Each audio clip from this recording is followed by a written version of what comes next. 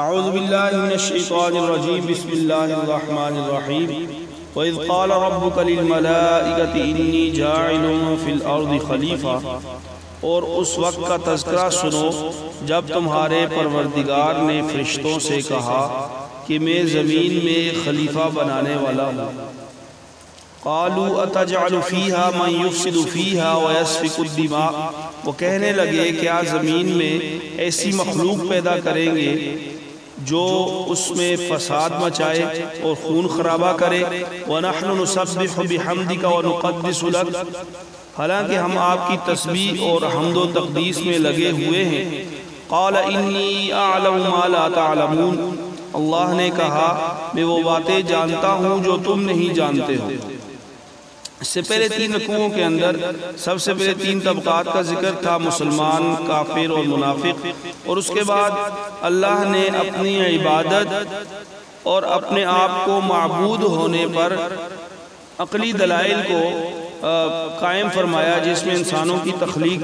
اور پھر کافروں پر تعجب ہے کہ وہ اللہ تعالیٰ کی صفت تخلیق کو دیکھتے بھی ہیں اور لیکن اس کے باوجود وہ کفر کرتے ہیں۔ اور اسی پر ایک اور دلیل انسانوں کی پیدائش کا واقعہ یہ بیان فرما کر دلیل قائم کی جا رہی ہے۔ اور انی جاعل فی الارض خلیفہ، خلیفہ سے مراد انسان ہے۔ اس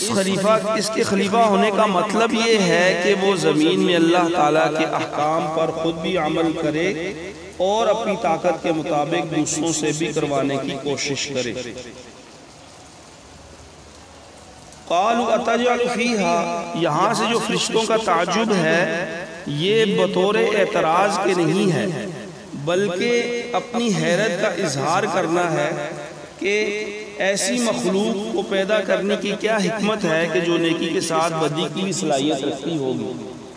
جس کے نتیجے میں زمین پر فساد پھیلنے کا امکان ہوگا۔ مفسرین نے یہ بیان فرمایا ہے کہ زمین پر انسانوں سے پہلے اللہ نے جنات کو پیدا فرمایا تھا، لیکن وہ آپس میں لڑ کر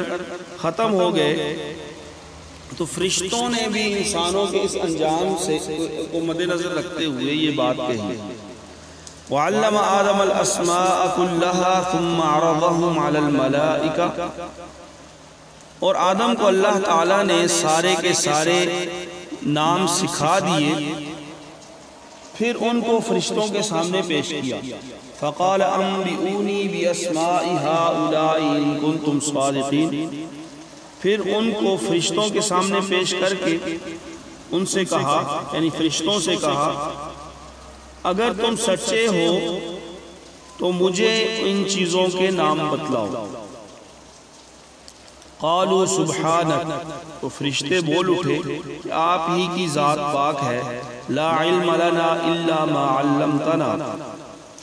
جو کچھ آپ نے ہمیں دیا اس کے سوا ہم کچھ نہیں جانتے۔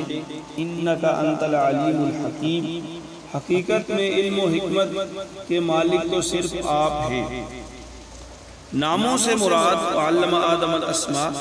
ناموں سے مراد کائنات میں پائی جانے والی چیزوں کے نام، ان کی خاصیتیں اور انسان کو پیش آنے والی مختلف کیفیات کا علم ہے،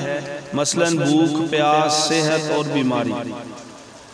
اگرچہ آدم علیہ السلام کو ان چیزوں کی تعلیم دیتے وقت فرشتے بھی موجود تھے، لیکن چونکہ ان کی فطرت میں ان چیزوں کی پوری طرح سمجھ نہیں تھی، اس لیے جب ان کا امتحان لیا گیا تو وہ جواب نہیں دے سکے، اور اس طرح اللہ تعالیٰ نے عملی طور پر انہیں باور کروایا کہ جو کام اس نئی مخلوق سے لینا مقصود ہے وہ فرشتے انجام نہیں دے سکتے۔ قال یا آدم انبئہم باسمائہم،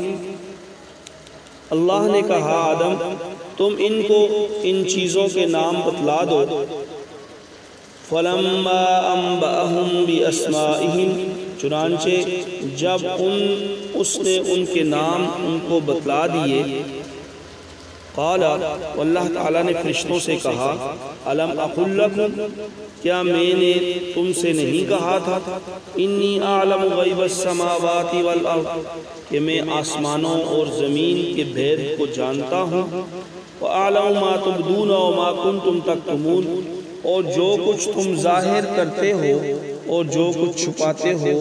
مجھے اس سب کا علم ہے۔ اس آدم علیہ السلام کی تخلیق اور اس کے ابتدائی واقعہ سے جو چیز ہمیں واضح ہوتی ہے وہ یہ ہے کہ اللہ تعالیٰ نے انسان کو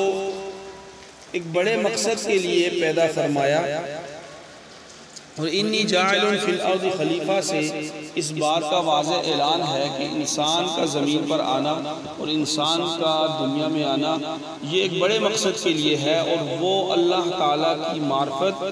اور اللہ تعالیٰ کی ذات کا تعارف خود بھی حاصل کرنا ہے، خود بھی معرفت حاصل کرنی ہے، اور اس کو باقی انسانوں تک بھی پہنچانا ہے۔ اللہ تعالیٰ ہم سب کو عمل کرنے کی توفیق عطا فرمائے۔